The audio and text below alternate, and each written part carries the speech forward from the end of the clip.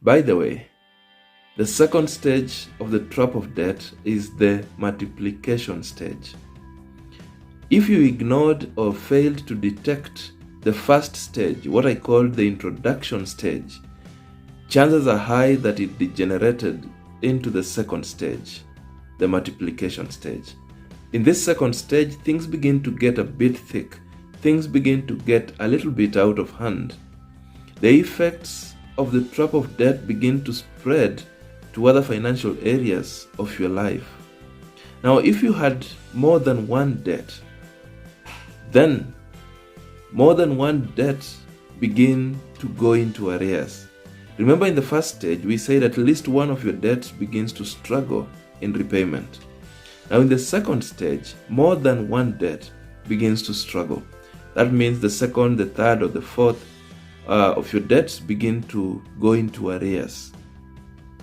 If you had one debt, just one debt, then the arrears situation begins to go beyond 2 repayment cycles.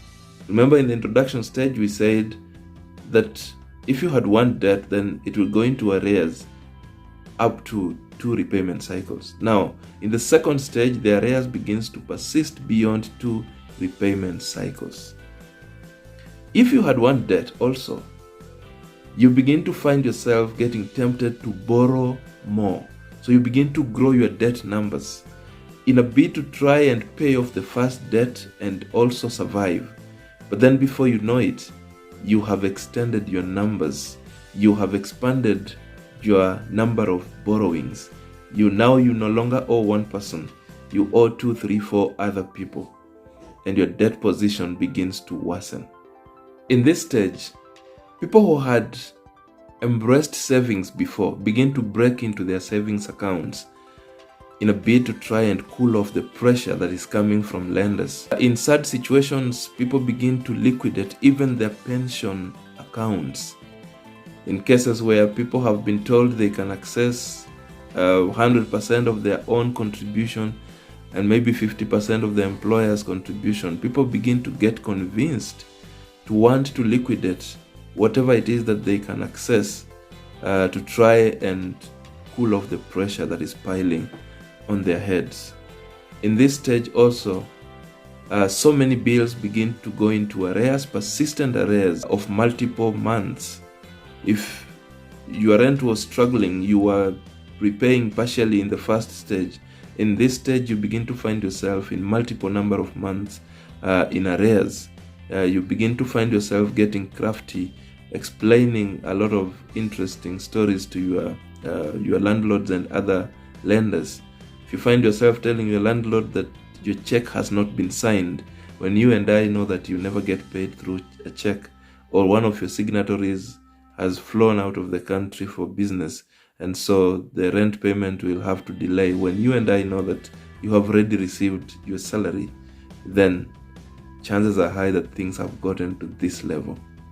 Unlike in the first stage, where people do not detect the signs and take them serious, where people brush off the signs as mere ups and downs in life, in this second stage, people actually begin to feel the pressure. People realize that they are having challenges in their financial life. Unfortunately, in this multiplication stage, people still have some borrowing ability. People can still access some top-up here. People can still get another loan somewhere. People can still borrow. They still have some borrowing muscle, at least a good number of them. Now, the danger here is that very few people begin to act on the signs. Majority of them continue to borrow to appear to be doing well, to seem to be afloat. Little do they know that they are aggravating the situation. And before they know it, the situation morphs into a bigger challenge, moves into the third stage, the addiction stage, the stage that we will look at in the next episode. Be cautious, good people, because you can do better. And this is By the Way.